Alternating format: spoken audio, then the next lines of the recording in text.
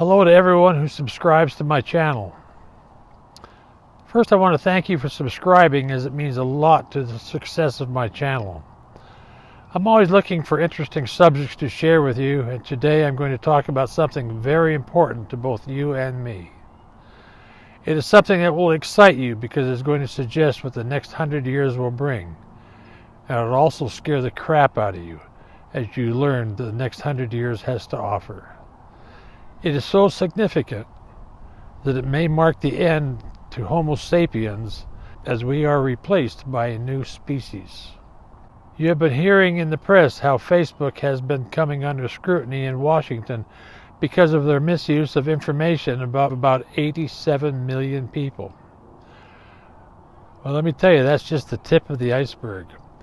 What I'm going to tell you is how companies, governments, and other data elites are collecting data that will both benefit you and possibly destroy you at the same time.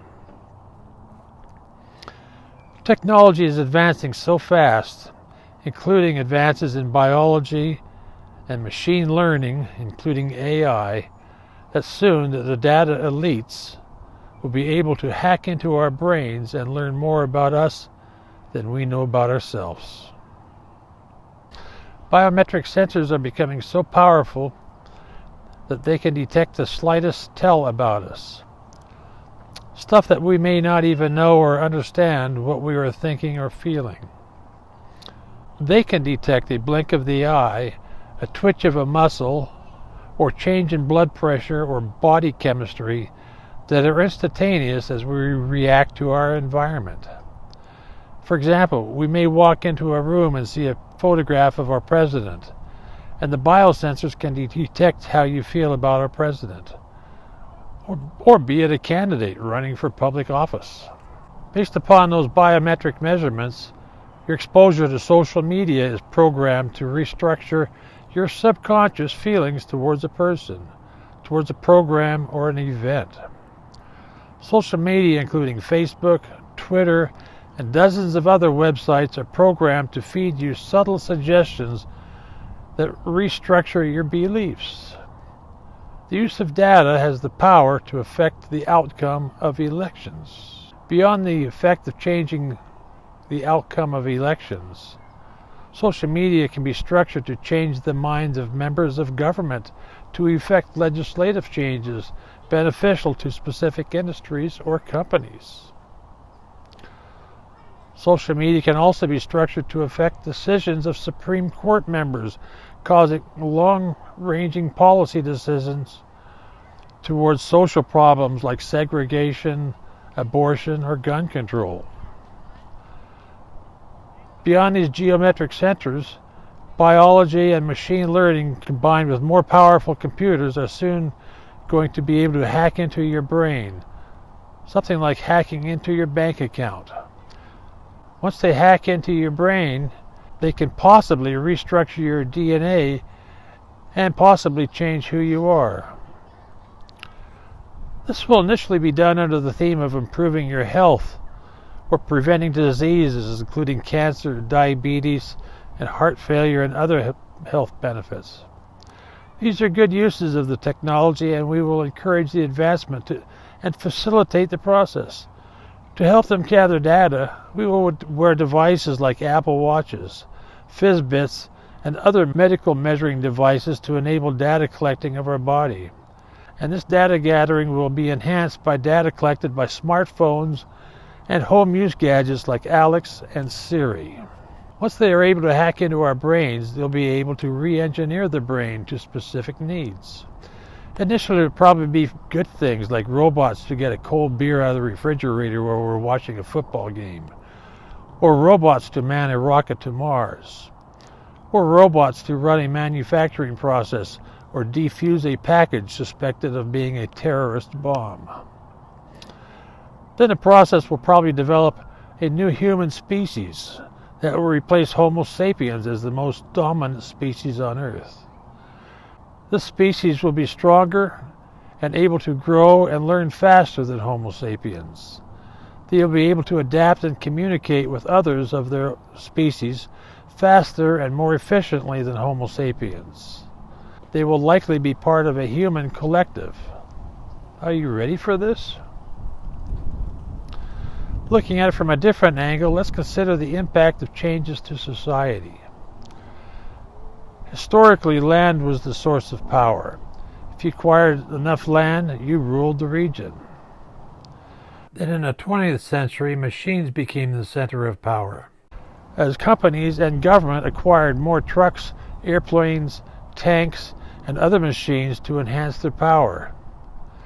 In the future, data is going to become the center of power as data elites gather more data on every individual.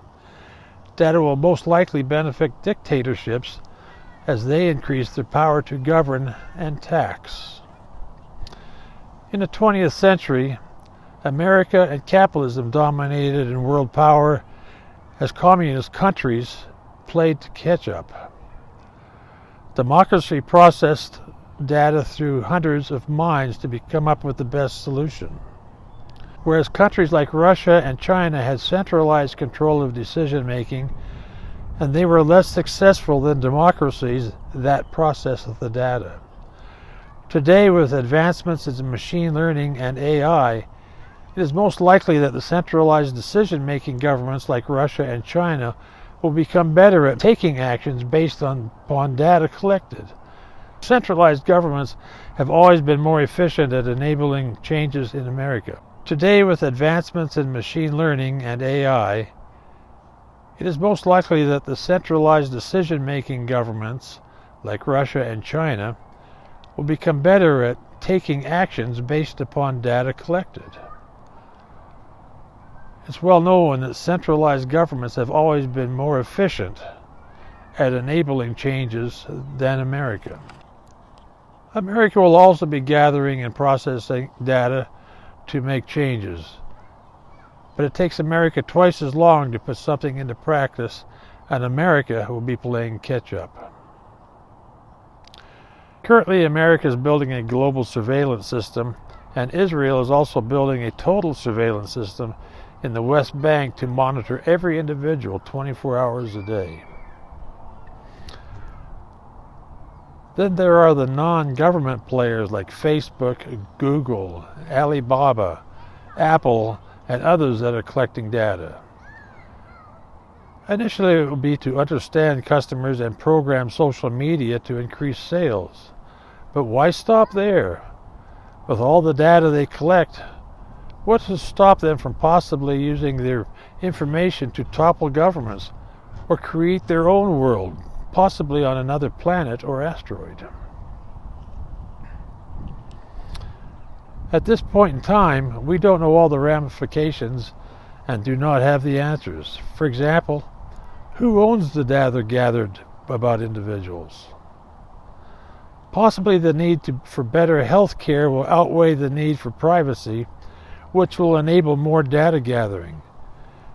It's basically a subject where we need to grasp a better understanding of the potential problems, and we need to determine how best to regulate the use of the data. We need to learn how to structure the data towards good, beneficial causes. And importantly, we need to be able to facilitate the use of data to benefit society in an efficient way. Before I close, let me ask you to subscribe to my channel. It does not cost you anything, and I do not collect your credit card. I don't collect any data. However, YouTube may collect data. Subscribe to my channel, send you notices about new videos I publish, and I try to publish a new video every week. But it is also a gateway for YouTube to gather data about you. Also, please click on the like button below, suggesting to YouTube that others would enjoy this video.